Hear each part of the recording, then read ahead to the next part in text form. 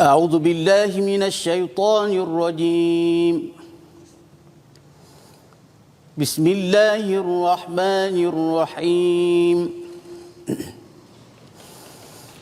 يا أيها الذين آمنوا أنفقوا من طيبات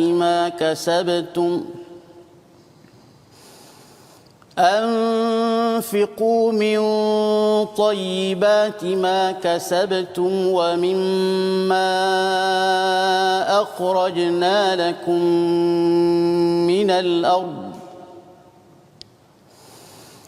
ولا تيمموا الخبيث منه تنفقون ولستم بآخذيه إلا أن تغمضوا فيه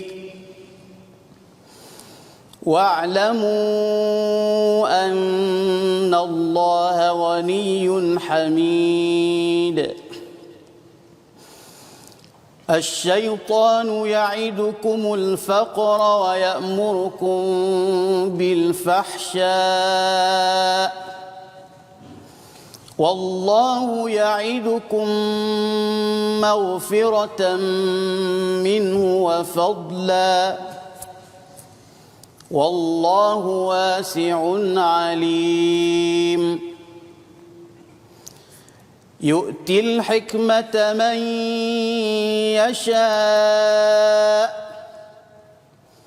ومن يؤت الحكمة فقد أوتي خيرا كثيرا وما يذكر إلا أولو الألباب. صدق الله العظيم. Surah Al-Azim. Assalamualaikum warahmatullahi wabarakatuh. Alhamdulillah wassalatu wassalamu ala Rasulillah wa ala alihi wa man walah. Asyhadu la ilaha illallah, asyhadu anna Muhammadan abduhu wa rasuluhu. Allahumma salli ala sayidina Muhammadin wa ala alihi wa sahbihi ajma'in. Amma ba'du. Apa khabar tuan-tuan dan puan dimati Allah sekalian? Alhamdulillah kita bersyukur pada Allah Subhanahu wa taala. Allah izinkan kepada kita pada hari ini untuk mengulang kaji halaman ke-44 hingga 49 daripada surah Al-Baqarah. Seperti mana semalam kita mengulang kaji bahawa ini adalah 5 halaman yang terakhir daripada surah Al-Baqarah, dan pada hari ini kita mengulang kaji bersama istimewa kita pada hari ini. Diperkenalkan Dr. Wan Hilmi ya, yang dihadirkan daripada UKM yang kita nak berkenalan lebih lagi pada hari ini insya-Allah, dan kita bersama juga dengan Ustaz Ahmad Tirmizi. Apa khabar Ustaz? Seperti biasa. Tetapi kita amat bersyukur kerana hari ini kita akan mendengar alunan bacaan Al-Quran, dan sudah tentunya kalau pada zaman Nabi sallallahu alaihi wasallam, Nabi sehingga meminta sahabat untuk membacakan Al-Quran. Kerana apa? Kerana Al-Quran ini apabila dibacakan dengan kaedah yang betul, dengan suara yang bagus, ia memberi kesan kepada hati-hati kita semua yang perlukan siraman hidayah daripada Allah Subhanahu Wa Taala pada setiap hari. Itulah yang kita doakan, ihdinas siratal mustaqim. Ya Allah, kurniakanlah hidayah kepada kami, ya, bukan sekadar untuk saya tetapi untuk ahli keluarga saya, kawan-kawan saya, kepada tuan-tuan yang berada di rumah. Kita sentiasa berdoa dengan ihdinas siratal mustaqim. Jadi saya menjemput tuan-tuan untuk share di Facebook, di ruang social media pada hari ini, beritahu kepada semua yang ingin belajar lebih mendalam dengan Dr. Wan Hilmi pada hari ini. Kita akan berkenalan sebentar lagi, lebih lagi. Kita mulakan dahulu dengan Ummul Quran Al-Fatihah bersama dengan Ustaz Ahmad Tirmizi. Silakan Ustaz. Masya-Allah. Terima kasih Ustaz Fazrul. Penonton-penonton, sahabat-sahabat Al-Quran, maka saya ini selaku tuan rumah, saya kena baca jugalah untuk buka majlis lah insya-Allah. Dan saya ucapkan selamat datang kepada sahabat saya Al-Fadhil Dr. Wan Hilmi, bintang ilmuwan kita pada hari ini, seorang bintang dalam bidang Al-Quran negara kita. Bersama-sama kita tadi permulaan dah baca potongan daripada ayat daripada surah Al-Baqarah muka surat 45 ayat yang ke-267 hingga 269. InsyaAllah Ustaz Fadhil nanti akan tadabbur. Bacaan yang kita dengar itu kita menyati tentang kematian, kita ingat tentang sedekah, kita ingat tentang bila sebut tentang keimanan kita kepada Allah Subhanahu Wa Taala. Bacaan ni kalau saya dengar itu seperti Syekh Siddiq Mishawi. Bacaan dia tenang tapi yakhshallah. Kita akan rasa takut dengan bacaan tu, masya-Allah. Baiklah, saya akan baca surah Al-Fatihah sebelum kita berkenalan lebih lanjut Dr. Wan Hilmi kita, insya-Allah. Insya-Allah. A'udzu billahi minasy syaithanir rajim.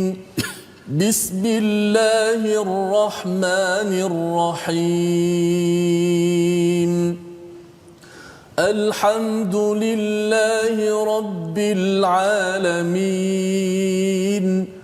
Ar-Rahmanir Rahim.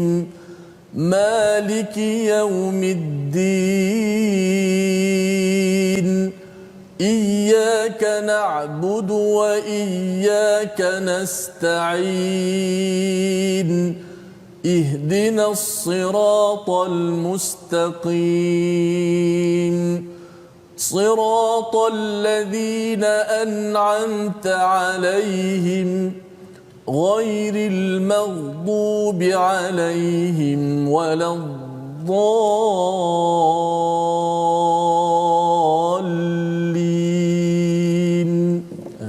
Amin amin ya rabbal alamin. Alhamdulillah, itu adalah bacaan Ummul Quran Al-Fatihah untuk kita mengingatkan dari masa ke semasa tentang kita memohon pada Allah Subhanahu taala, kita perlukan pertolongan, kita beribadah pada Allah pun kita perlukan pertolongan, dan sudah tentunya pertolongan yang paling besar yang kita mohon pada Allah Subhanahu taala, ihdinas siratal mustaqim, hadiah yang paling besar ialah hidayah daripada Allah Subhanahu taala dengan Al-Quran yang kita sudah pun berada di penghujung surah Al-Baqarah, surah yang amat panjang, tetapi kita bersyukur kepada Allah Subhanahu taala peluang Allah mengizinkan kita berada pada halaman 44, 45, 46, 47 dan 48 hingga 49.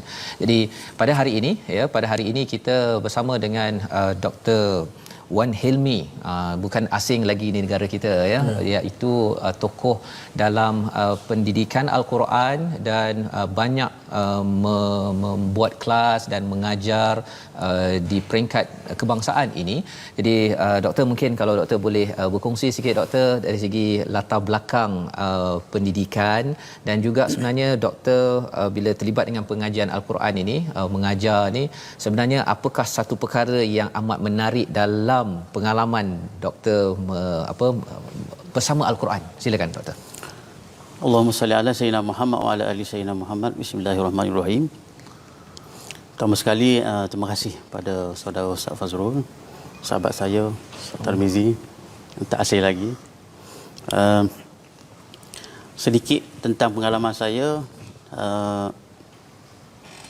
Belajar ilmu Al-Quran ni kena lama lah. Kena lama. Sebagaimana kata Imam Syafi'i, tulis zaman. Tulis zaman. Panjang masa lah. Kemudian juga kena banyak berguru dengan orang-orang alim lah. Banyak berguru dengan orang alim. Sebab ilmu ni bukan mudah untuk kita dapat jika kita tidak ada mursyid. Tidak ada mursyid. Jadi guru tu adalah orang yang akan membimbing kita. Orang yang akan membimbing kita dan akan meletak kita di satu tempat yang paling selamat lah, insya-Allah. Di pengalaman doktor ketika belajar ini dan juga mengajar, pasal bercakap tentang khairukum, orang yang paling baik adalah orang yang belajar mengajar Al-Quran, doktor ya.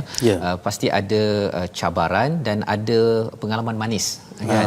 Jadi kalau doktor boleh berkongsi ini untuk kita, sebenarnya kalau setiap hari Jumaat Sabtu ini kita nak bawakan tokoh-tokoh dalam pengajian Al-Quran. Bila orang cakap tokoh, biasanya orang cakap yang cantik-cantik je kan. Tapi sebenarnya cantik itu hanya lalu ataupun berlaku bila dah melalui yang tak cantik ya. Jadi doktor kalau ada kongsi sikit untuk beri semangat kepada penonton, tuan-tuan yang berada di rumah, agar kita nak menuju cantiknya Al-Quran itu, apa cabaran yang mungkin doktor sudi kongsikan?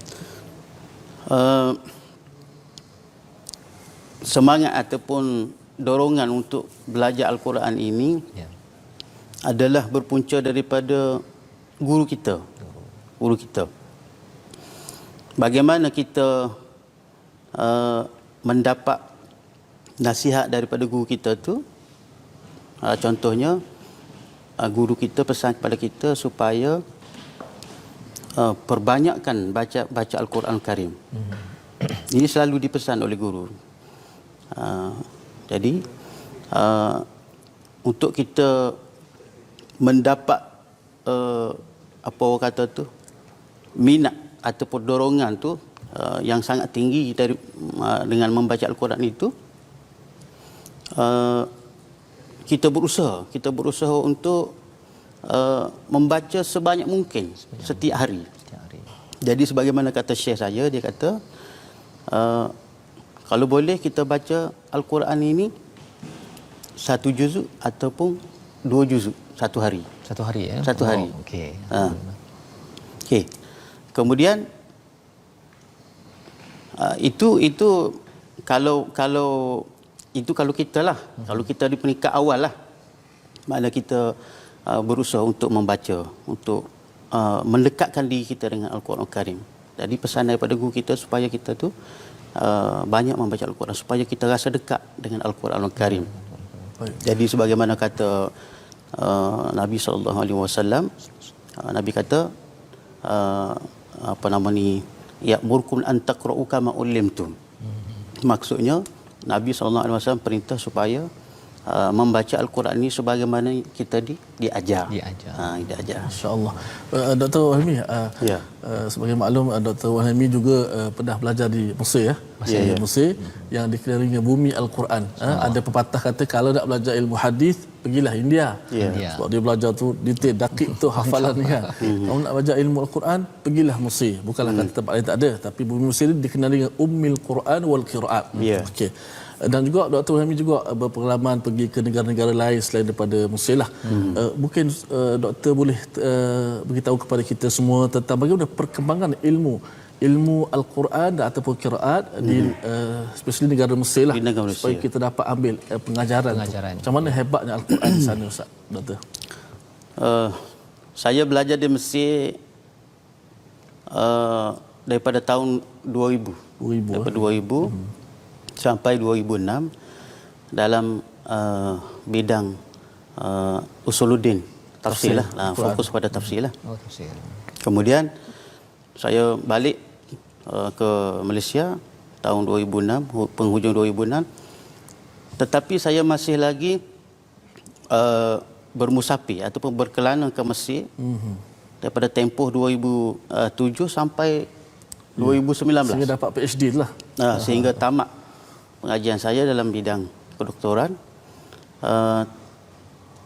Penulisan saya ataupun tesis saya tu daripada master sampai ke PhD, kajiannya dilakukan di Mesir. Okey, masya-Allah. Tajuk apa tu, Doktor? Tajuk kalau peringkat master, pengaruh bacaan Taranum Mesir terhadap Qori di Malaysia.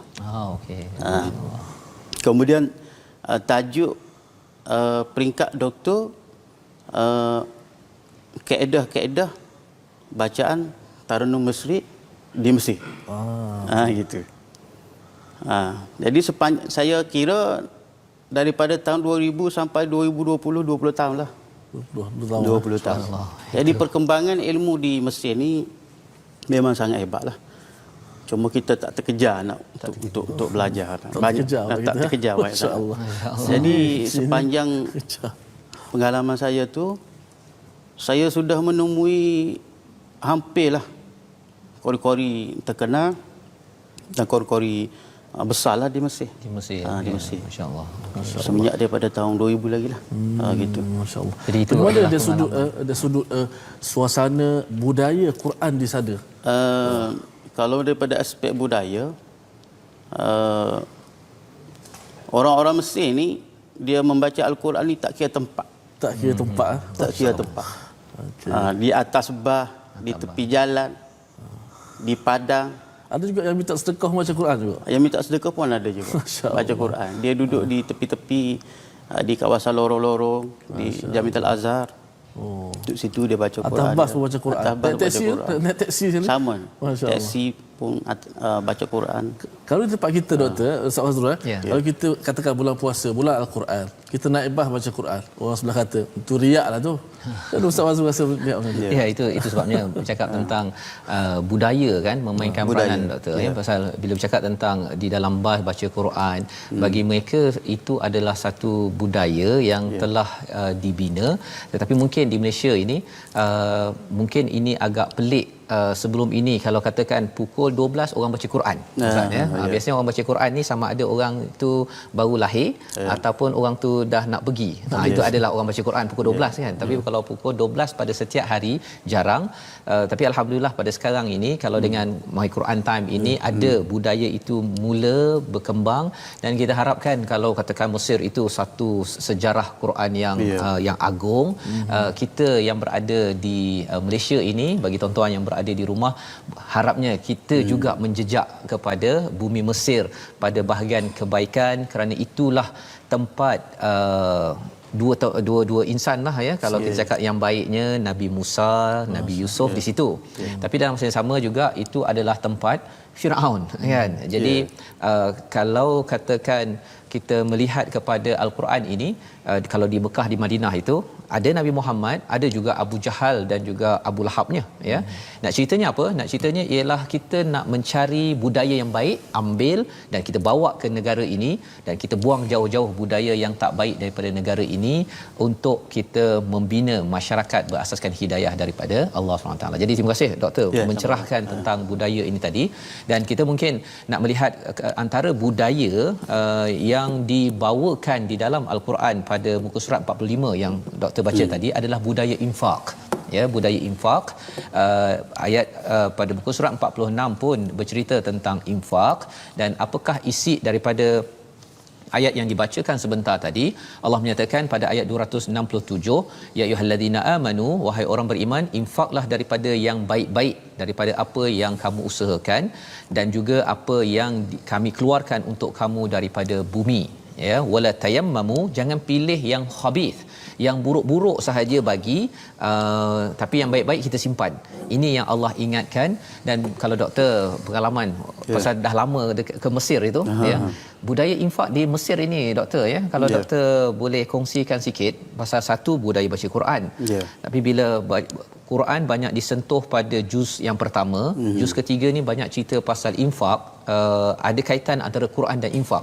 Bagaimana budaya infak di Mesir doktor, kalau boleh kongsikan? Sepanjang pengalaman saya di Mesir, tentang infak, orang Arab dia pemurah, sangat pemurah. Saya ada satu kisah dengan Arab, di mana kalau kita tak datang rumah dia untuk ambil duit, dia marah. Bukan pasal tak payah datang lagi tak, juga kan? Dia marah. Kalau setiap bulan saya akan pergi rumah dia kerana dia telefon untuk pergi ambil duit. Subhanallah. Masya-Allah. Satu, yang kedua, pengalaman saya belajar atau berguru dengan seorang syekh. Kalau kita pergi belajar dengan dia, kita tak bagi duit kat dia, dia pula bagi duit kat kita. Insya-Allah. Jadi dia Al-Quran dengan infak tu tidak boleh berpisah. Tidak boleh berpisah. Masya-Allah. Ya, saya dengar di Mesir ada kementerian wakaf yang kalau kita belajar dekat universiti, saya pernah belajar juga 3 tahun di sana, tak lama macam doktor lah. Kita punya buku teks, semua pengajian Al-Quran, agama semuanya ditanggung semua diinfakkan, semua diwakafkan. Dia buat satu kitab. Kemudian sebelum dia nak cetak kitab tu, dia dapatkan wakaf ataupun infak daripada sesiapa saja. Jadi maksudnya budaya Quran yang doktor cakap tadi itu, dia bukan sekadar baca Quran, tetapi dia memberi kesan kepada budaya infak, kepada wakaf sedekah tu. Dalam negeri itu. Walaupun kita dengar sejarah pergolakan yang berlaku itu satu kepada kumpulan yang tidak berinfak ataupun tidak committed dengan Quran, tetapi rupanya Quran ini memberi kesan yang besar, doktor. Dan satu lagi, Jamiatul Azhar tu, Universiti Azhar tu, itu adalah sistem pendidikan wakaf. Masya-Allah. Tak ada bayaran, melainkan hanya RM2.50 saja. Subhanallah. RM3 Yuran saja. betul. Hanya murah Di saja. seluruh dunia. Dan di Malaysia kita tak ada lagi universiti wakaf. Tak Ustaz, ada. ya? Tak ada. Maksudnya ini Kalau nak adalah belajar kena bayar. Gitu. Subhanallah. Jadi ini satu perkara yang boleh kita fikirkan sebenarnya. Kita memang kena kuatkan lagi Infak. sebelum infak kita kuatkan budaya Quran Al-Quran lah, betul, dia penerapan Al-Quran tu dalam kehidupan. dalam kehidupan dalam seharian jiwa. ya. Malah sebenarnya tadi doktor bacakan asy-syaitanu ya'idukumul faqr ya, pada ayat 268 syaitan menjanjikan kefakiran dan menyeru kepada kekejian. Allah menjanjikan maghfirah, keampunan dan juga fadla, kurniaan. Wallahu wasi'un alim. Allah Maha luas, Allah Maha mengetahui. Jadi maksudnya dengan tawaran daripada Allah ini sentiasa dibaca ya, doktor ya. Yeah. Saya yakin ini ada kaitan dengan kesan kepada budaya wakaf, bahawa mereka nampak bahawa Allah Maha luas, Allah boleh luaskan urusan mereka, Allah tahu apa yang mereka buat untuk di dunia dan juga di akhirat. Dan ini satu hikmah. Pasal bila cakap tentang hikmah ini, pada ayat 269 orang cakap hikmah ni kena belajar ataupun cakap berfalsafah, kata ya. Tapi di sini ayat ini timbul selepas ayat infak, kerana makin seseorang itu mengambil tindakan untuk infak, sebenarnya dia dapat menghargai, dia ada kebijaksanaan untuk berbuat sesuatu yang dikehendaki, yang baik di sisi Allah Subhanahu Wa Taala. Alhamdulillah kita melihat kepada muka surat 45, 46 dan juga 46 ini tadi bercakap tentang infak, dekat dengan kehidupan doktor bila banyak pergi ke Mesir tersebut. Jadi kita nak teruskan pada halaman yang ke-47, di mana kita nak membaca tentang satu teguran Allah bagi orang yang lebih, bagi infak, sedekah. Bagi orang yang tak ada, kita bagi pinjaman, tetapi jangan sampai mengenakan riba. Mungkin di sini saya jemput doktor untuk bacakan ayat 275 halaman 47 dan juga ayat 276 untuk sama-sama kita ingatkan. Kalau orang Mesir itu diingatkan baca banyak kali memberi kesan, harapnya kita baca banyak kali ini memberi kesan kepada kita membina budaya di negara ini, insya-Allah. Silakan doktor. Billahi minasyaitonirrajim. الذين يأكلون الربا لا يقومون إلا كما يقوم الذي يتخبطه الشيطان من المس ذلك بأنهم قالوا إنما البيع مثل الربا وأحل الله البيع وحرم الربا فمن جاءه موعظة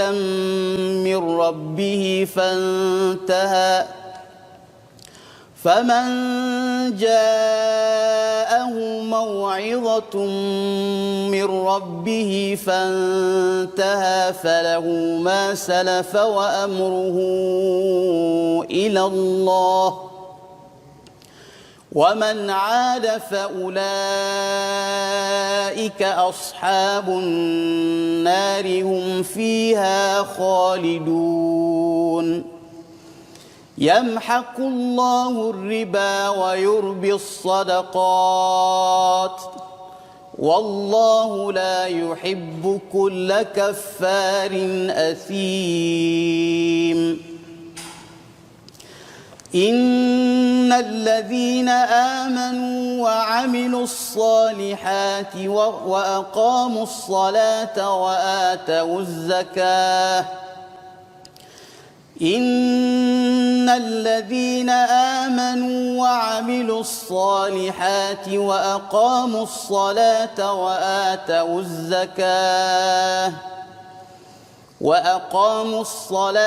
وآتوا الزكاة لهم أجرهم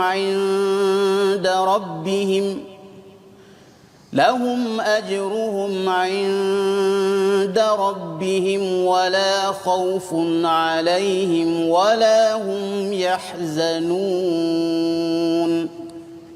Sadaqallahul azim. Sadaqallahul azim. Daripada ayat 275 hingga 277 yang dibacakan sebentar tadi, Orang-orang yang memakan riba tidak dapat berdiri melainkan seperti berdirinya orang yang dimasuki syaitan kerana gila, ya, yatahabbatuhu asy-syaitan minal mas. Zalika bi annahum, itu kerana apa? Mereka menyatakan bahawa jual beli itu sama seperti riba, padahal Allah menyatakan wa ahallallah, Allah menghalalkan jual beli dan mengharamkan riba. Ini adalah ulang kaji kita bercakap tentang ada orang yang ada duit lebih, dia menginfakkan, ada harta dia infakkan. Tetapi dalam masa yang sama ada orang yang tidak ada duit, tidak cukup, maka mereka meminjam, ada pihak yang memberi pinjaman tetapi mengenakan riba, ya, mengenakan bayaran tambahan. Jadi bercakap tentang infak, terus Allah bawakan pada ayat 275 ini berkaitan dengan riba. Kita sebenarnya nak mengetahui nanti mungkin selepas rehat doktor, ya, tentang infak dengan riba di Mesir. Ya, mungkin satu perkara yang doktor sempat perhatikan. Tapi sebelum itu kita mungkin nak berbincang tentang Quran bacaan ini, Ustaz Tirmizi. Silakan. Tadi ada penonton tanya doktor baca lagu apa tadi tu. Ya, nak tahu juga. Konok membawa membawa dia kepada orang kata keinsafan tadi, ya. Lagu yang doktor bawa tadi lagu apa tu? Yang dia baca tadi? Itu Maqam Nahawan. Maqam Nahawan. Secara bacaan tertib, tenang, bacaan khusyuk, bacaan tadi seronok kita dengar. Ada yang tanya, minta doktor bagi nasihat bagaimana tak nak bosan dengan Al-Quran. Ada yang baca Quran banyak, tadi setengah juzuk sehari, satu juzuk sehari. Nak tanya tentang bagaimana supaya tak bosan baca Al-Quran. Jadi soalan itu amat penting untuk kita dengar jawapan panjang, doktor, jangan pendek sangat, pasal kita nak tahu macam mana, pasal bosan ni selalu datang, kan. Tapi kita berhenti sebentar. My Quran Time, baca, faham, amal, insya-Allah. Insya-Allah.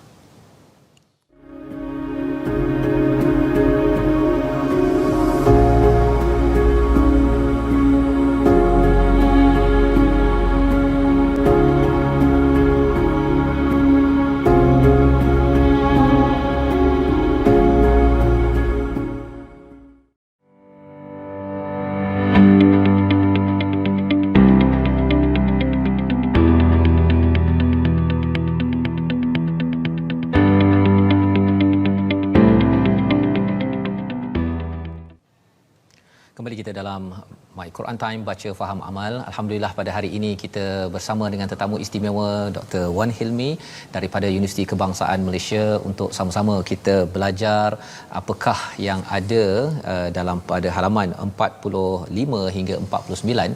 Dan sebentar tadi kita mendengar bacaan yang amat-amat memberi kesan kepada hati kita.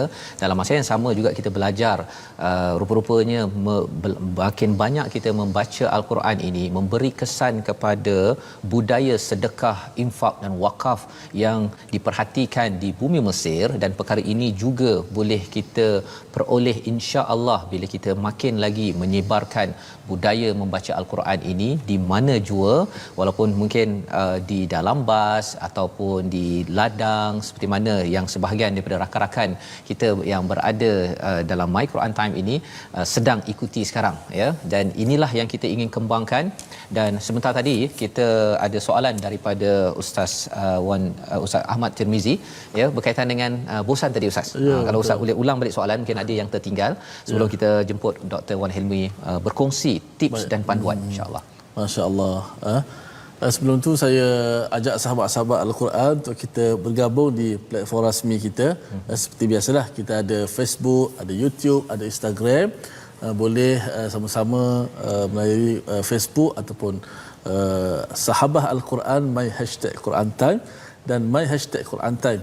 Juga boleh tonton YouTube My #Quran Time Official dan Instagram My Quran Time Official. Sama-sama kita bertemu di sana, bergabung untuk menyebarkan maklumat, insya-Allah. Baik, kita kembali pada soalan tadi. Sebelum nak, ramai yang kata seronok dengan bacaan Dr. Hilmi, tenang saja.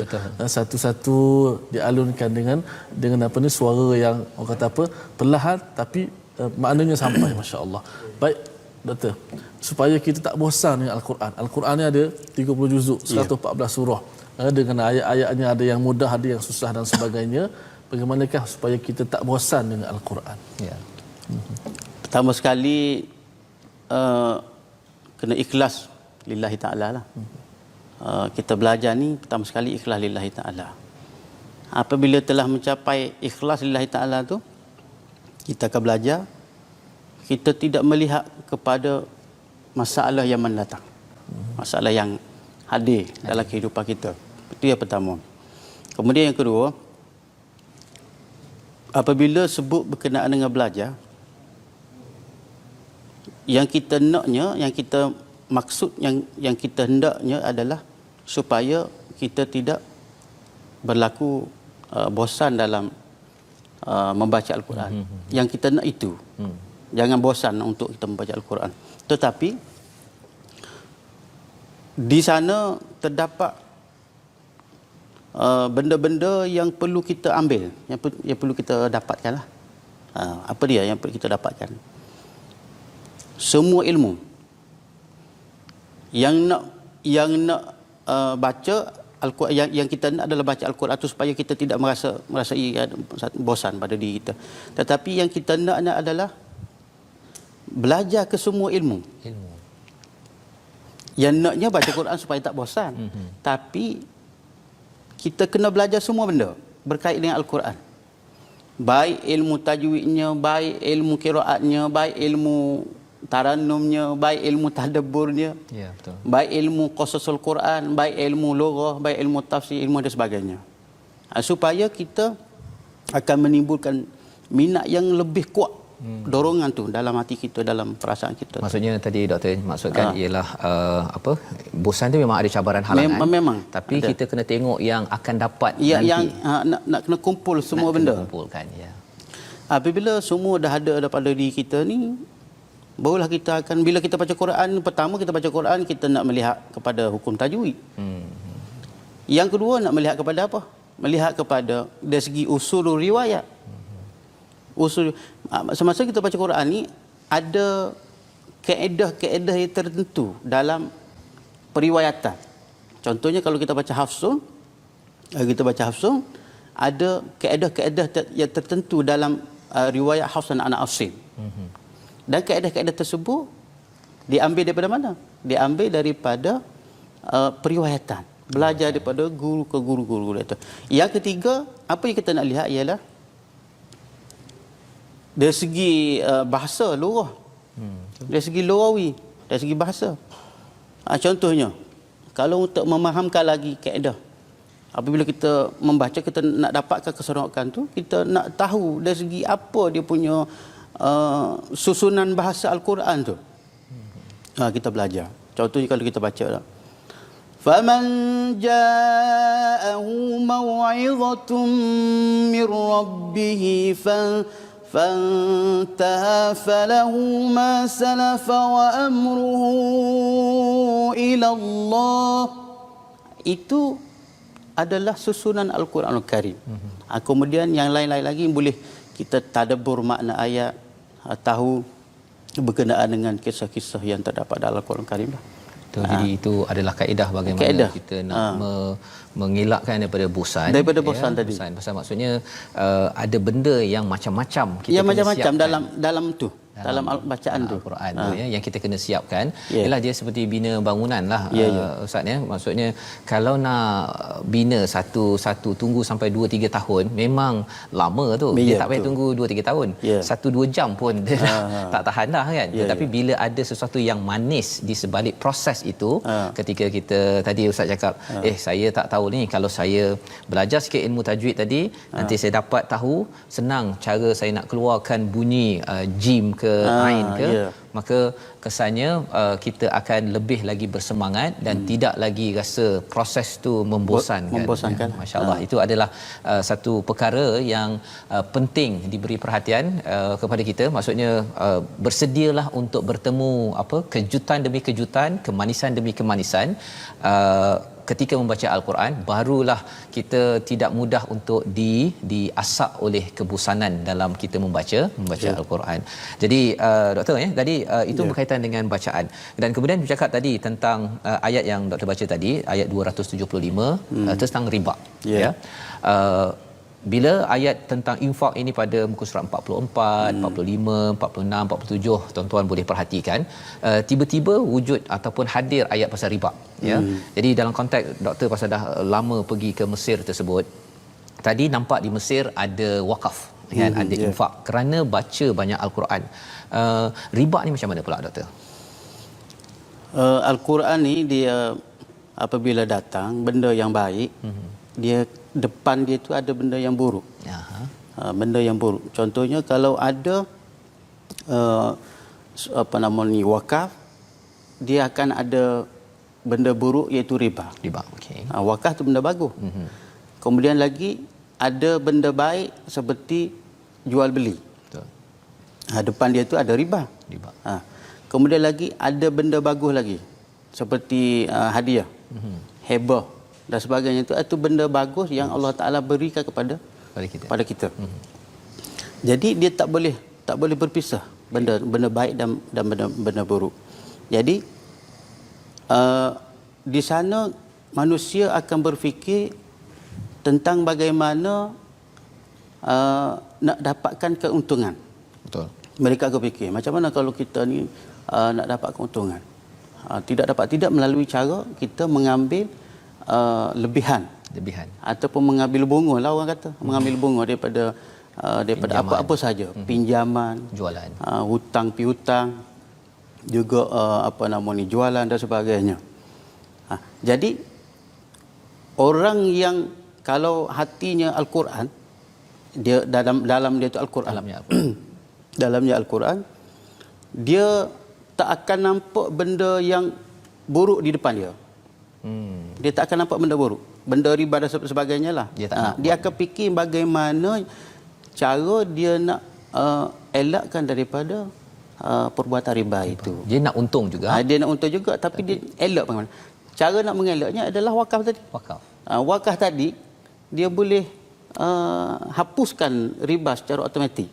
Apabila banyak daripada kalangan-kalangan kita yang dermawan dan sebagainya wakafkan harta mereka. Itu yang doktor cakap tadi, bila pergi ke Azhar bayar RM2.50 tak payah buat pinjaman, tak nak payah pergi belajar. Tak perlu buat pinjaman. Bila buat pinjaman nanti fikir macam mana nak bayar dan sebagainya, dan daripada bayaran hutang itu adalah untung dan sebagainya. Jadi dapat di counter baliklah oleh sistem wakaf tadi. Masya-Allah, itu adalah jawapan yang penting untuk kita memahami. Ini study case study kita daripada Mesir. Walaupun di Mesir itu ada bank-bank yang ribawi Ustaz, ya, tetapi maksudnya contoh dalam Azhar itu bila pelajar tak perlu bayar sampai beribu-ribu, tak perlu buat pinjaman, tak perlu. Maka akhirnya pelajar yang balik daripada Azhar itu tak ada fikir pasal nak bayar hutang. Kalau hutang satu hal, tapi kalau hutang yang ada riba inilah yang amat berlaku luas di negara ini, yang sebenarnya bagi tuan-tuan yang mengikuti My Quran Time ini peluang di mana kita menguatkan lagi bacaan Al-Quran, memahaminya, dan dengan itu kita walaupun mungkin wakaf kita RM1, RM2, RM50, tetapi ia membina kekuatan ekonomi agar sistem riba ini akhirnya kita ketepikan dengan izin, dengan bantuan daripada Allah Subhanahu Wa Taala. Jadi saya mungkin boleh tambah sikit lagi. Sebab wakaf, sebab zakat, dan sebab-sebab yang lain lagi itu termasuk dalam kategori dia panggil sedekah. Sebab tu Quran kata innamas sadaqatu lil fuqara'i wal masakin wal amilin 'alaiha wal mu'allafati qulubuhum wa fir riqab dan sebagainya. Dalam ayat yang ke-47 ni ada dijelaskan ataupun dimuktamadkan. Ada dijelaskan ataupun dimuktamad ataupun signifikankan sedekah. Bahawa Allah Ta'ala akan menghapuskan riba wa yurbis sadaqah dan menyuburkan sedekah. Gitu. Ayat 276 itu. Jadi Nak sebutnya kata sedekah tu besar, luas. Harta wakaf, zakat dan sebagainya lah. Jadi maksudnya Allah menyuburkan sedekah dan salah satunya tadi wakaf dan sebagainya itu Dia automatik dia menghapuskan riba tu. menghapuskan. Atau Jadi itu formula dalam ayat yang pendek ni sebenarnya. Ayatnya pendek 276 tetapi ini memberi pedoman sebenarnya pasal tentang isu ekonomi ni Ustaz ya. Ini berlaku di mana-mana, malah sebenarnya perkara ini kalau di Mesir ataupun di Mekah ke di Madinah benda ni sudah diamalkan, tetapi bila ada sahaja orang-orang yang membawa sistem riba ini ke dalam sesuatu negara ataupun negeri, maka kalau Quran ini diketepikan, akhirnya kembali baliklah yamhaqullah itu Allah menghancurkan keberkatan daripada riba itu sehingga kan negara itu pun negara, negeri, keluarga akan hancur keberkatan disebabkan perkara ini tidak diambil perhatian. Jadi alhamdulillah ini pelajaran ulang kaji kita pada hari ini pada ayat 276 dan kita nak bergerak kepada muka surat 48 dan 49. Dua muka surat yang terakhir di mana ayat pada muka surat 48 itu ayat yang panjang, ayat terpanjang Ustaz ya. Ayat Hari ini kita taklah baca, tuan-tuan boleh baca di rumah nanti. Kita mengulang kaji kepada ayat 283 dan 284. Mari sama-sama kita buka pada muka surat 49 dan saya persilakan sekali lagi Dr. Wan Helmi untuk membacakan ayat 283 284 dan mungkin doktor nanti pun boleh berkongsi. Atas tu pasal hutang kan, di bawah itu berkaitan dengan lillahi ma fis samawati wa ma fil ard. Ada kaitan ke, tak ada kaitan ke, mengapa ayat hutang masih ada lagi di muka surat akhir surah Al-Baqarah. Jadi silakan doktor untuk baca. أعوذ بالله من الشيطان الرجيم وإن كنتم على سفر ولم تجدوا كاتبا فرهان مقبوضة فإن أمن بعضكم بعضا فليؤد الذي اؤتمن أمانته وليتق الله ربه ولا تكتموا الشهادة ومن يكتمها فإنه آثم قلبه والله بما تعملون عليم لله ما في السماوات وما في الأرض وإن تبدوا ما في أنفسكم أو تخفوه يحاسبكم به الله فيغفر لمن يشاء ويعذب من يشاء والله على كل شيء قدير صدق الله العظيم. Surah Al-Azim ayat 283 dan 284. Dan jika kamu bermusafir dan tidak mendapatkan seorang penulis, maka hendaklah ada barang jaminan yang dipegang, istilahnya farihanum maqbudah.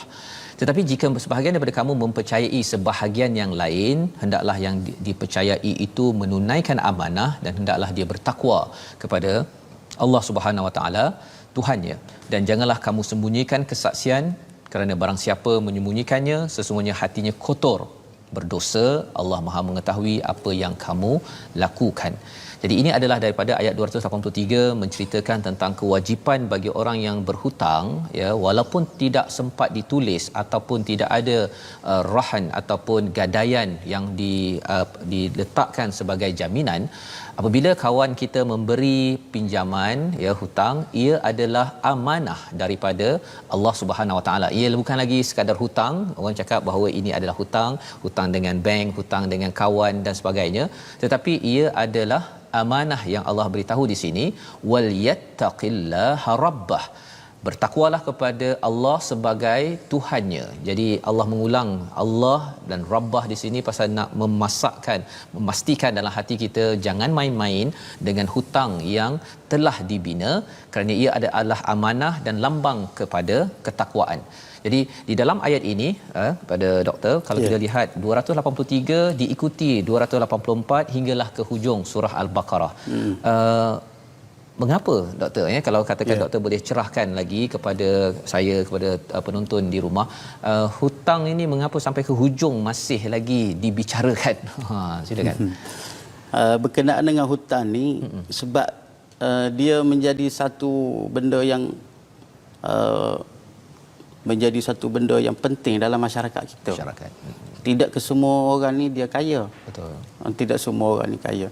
Jadi apabila tidak memiliki harta yang cukup untuk diri dia, maka akhirnya dia mengambil jalan untuk berhutang. Okey. Jadi berhutang tu dengan siapa?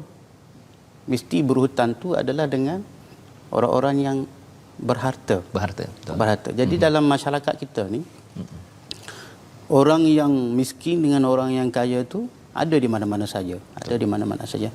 Jadi Allah Ta'ala tidak memberikan kepada orang yang tidak memberikan kepada semua orang ni kaya raya, tak beri. Hatta Nabi sendiri pun pada awalnya dalam keadaan yang yatim, Allah Ta'ala. Tidak semua benda ada pada diri Nabi sallallahu alaihi wasallam. Kemudian apabila tidak ada harta, maka untuk menjadikan dia tu survival hidup dia tu, maka dia kena berhutang. Betul.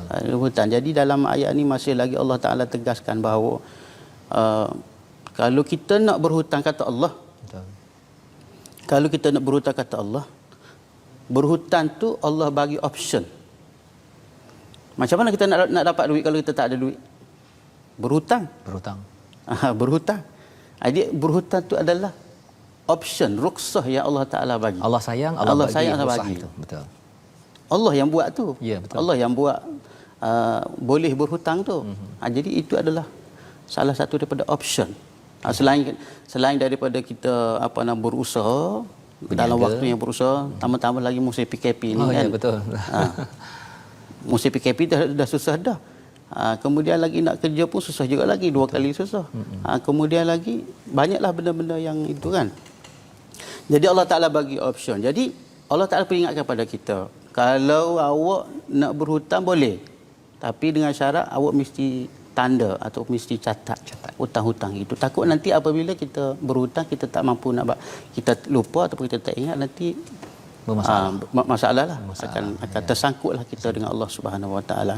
Dan kemudian lagi, setiap apa yang Allah Taala pesan, di hujung tu mesti Allah akan sebut, akan nyatakan bahawa Allah Subhanahu Wa Taala ni mengetahui tiap-tiap perkara. Cuba tengok. Fa in amina ba'dukum ba'dhan falyu'addil, hendaklah kamu tunaikan amanah itu, yang kamu berhutang tu hendaklah kamu tunaikan amanah itu. Anda bertanggungjawablah. Ya, betul. Kemudian Allah Taala kata wal yattaqillaha rabbah, atau Allah Taala peringatkan di hujung dia, maka bertakwalah kamu kepada Allah Taala ni. Boleh Allah Taala bagi hutang tapi hendaklah kamu bertakwa pada Allah. Nak sebut kata benda tu penting. Kemudian Allah Taala sebut lagi, wala taktumus syahadah, jangan kamu sembunyikan persaksian itu. Jangan sembunyikan persaksian itu. Barang siapa yang sembunyikan persaksian itu, maknanya dia menipu. Maknanya dia menipu. Apabila dia berhutang, dia buat lupa. Dia buat lupa.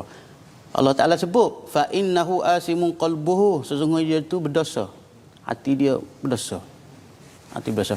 Itu yang kata tadi, kalau ada Al-Quran nanti insya-Allah dia takkan buat benda tu. Dia rasa bersalah Dia rasa bersalah. Kita nak buat benda tu kita rasa bersalah. Kemudian Allah Taala pesan di hujung, wallahu bima ta'maluna alim. Setiap apa yang ada masalah di hujung dia ada solusi. Apa saja cuba perhati. Cuba perhati kemudian yang lain-lain pun sama juga Allah Taala sebut.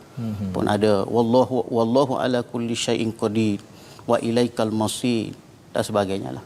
Jadi maksudnya di sini hutang ini memang satu rukhsah Allah berikan, satu option yang Allah Taala bagi. Kasih sayang Allah sayang, tahu ada orang yang perlukan, tetapi jangan sampai gunakan rukhsah itu tanpa ikut pada peraturan. Dia mesti macam ni, mesti Allah Taala kalau bagi rukhsah tu mesti bertanggungjawab. Mesti beramanah lah. Jangan bila tak ada benda nak benda, bila dah dapat benda kita pun nak entah mana. Dia kalau katakan bertanggungjawab tu doktor ya, bila katakan dah diberi 4 rakaat, boleh 2 rakaat kan. Ada orang dia pergi jamak dan kasarnya 5 waktu sekali kan, itu tak bertanggungjawab. Okay. Jadi ini pelajaran penting untuk kita lihat kepada ayat 283. Allah memberi keringanan, kemudahan untuk kita adalah untuk kita bertanggungjawab memanfaatkan keringanan ini daripada Allah Subhanahu Wa Taala, kerana Allah tahu ya, Allah tahu apa yang kita sembunyikan dan apa solusi kepada apa yang sedang kita hadapi. Dan ini menghujungkan, berada di bahagian penghujung di mana kita tahu bahawa Allah ini menguasai segala-galanya pada ayat 284, dan 285 itu adalah perjuangan Rasul. Ya, perjuangan Rasul di highlight, diberi penekanan di apabila bercakap tentang kullun amana billah, percaya kepada Rasul ataupun kepada Allah, pada malaikat, pada kitab dan pada Rasul. Itu perjuangan Rasul ini adalah untuk memastikan manusia ini kembali balik kepada Allah Subhanahu Wa Taala. Macam doktor cakap tadi lah ya, maksudnya kalau hati itu dah rasa dah athimun qalbuh tadi, penuh dengan dosa, dah rasa tak takut, jadi masa hutang memang penuh dengan kata-kata manis doktor kan, tapi bila dah berhutang katanya memang istilah zaman sekarang ni kata longkang Ustaz. Kan orang kejar dia apa ke, dia kata sampai dia marah orang yang minta hutang. Kita nak minta hutang pun malu kan. Malu kan. Jadi inilah perjuangan Rasul, itulah juga perjuangan kita semua tuan-tuan dengan dengan Al-Quran yang kita baca pada hari ini. Moga-moga ini akan membina transformasi dalam diri keluarga kita, dan kita doa pada Allah Subhanahu Wa Taala, Allah izinkan kita bersama hidayah daripada Allah Subhanahu Wa Taala. Kita persilakan doktor, mohon doktor untuk berdoa, diaminkan oleh tuan-tuan yang berada di rumah agar kita dipimpin dengan panduan daripada surah yang kita baca. Silakan doktor. A'udzubillahi minasyaitonirrajim. Bismillahirrahmanirrahim. Alhamdulillahirabbil alamin, wassalatu wassalamu ala asyrafil anbiya'i wal mursalin wa ala alihi washabbihi ajma'in. Allahumma taqabbal minna innaka antas samiul alim. وعلينا يا مولانا إنك أنت التواب الرحيم واهدنا ووفقنا إلى الحق وإلى الصراط المستقيم ببركة القرآن العظيم. اللهم نورنا بنور علمك، اللهم نورنا بنور علمك وأبعد النسيان برحمتك يا أرحم الراحمين. اللهم زدنا علما وارزقنا فهما، اللهم زدنا علما وارزقنا فهما، اللهم ارزقنا فهم النبيين وحفظ المرسلين برحمتك يا أرحم الراحمين. ربنا لا تؤاخذنا إن نسينا أو أخطأنا، ربنا ولا تحمل علينا إصرا كما حملته على الذين من قبلنا، ربنا ولا تحملنا ما لا طاقة لنا به، واعف عنا واغفر لنا وارحمنا أنت مولانا فانصرنا على القوم الكافرين. وصلى الله على سيدنا محمد وعلى آله وصحبه وسلم. سبحان ربك رب العزة عما يصفون وسلام على المرسلين والحمد لله رب العالمين. Amin amin ya rabbal alamin. Terima kasih diucapkan pada Dr. Wan Hilmi sebagai tetamu jemputan pada hari ini, berkongsi banyak perkara untuk manfaat saya pada tuan-tuan yang berada di rumah. Kita ingin sebarkan lagi hidayah daripada Al-Quran ini yang kita nampak, kita dengar sebentar tadi, membina transformasi. Salah satu platform tuan-tuan boleh bersama adalah dalam Wakaf untuk Ummah, satu usaha untuk kita belajar daripada Al-Azhar sebentar tadi. Wakaf ini akan membina kekuatan ekonomi, dalam masa yang sama membina jiwa takwa untuk kita mengelakkan daripada riba yang ada dalam masyarakat. Tuan-tuan boleh menyumbang di nombor akaun yang ada untuk kita menyebarkan, membawakan mushaf Al-Quran lebih ramai, banyak lagi program untuk mendidik dengan asas Al-Quran. Saya ucapkan terima kasih kepada Dr. Wan Hilmi yang bersama pada hari ini doktor ya. Insya-Allah kita harap berjumpa lagi, dan kita mengucapkan ribuan terima kasih kepada Mofas yang membawakan program ini My Quran Time, dan kita bersyukur kita sudah selesai mengulang kaji sehingga akhir surah Al-Baqarah. Kita doakan agar semua rakyat Malaysia dan di dunia ini dapat peluang untuk mendengar Quran Time, baca, faham, amal, insya-Allah pada masa-masa yang akan datang. Jumpa lagi.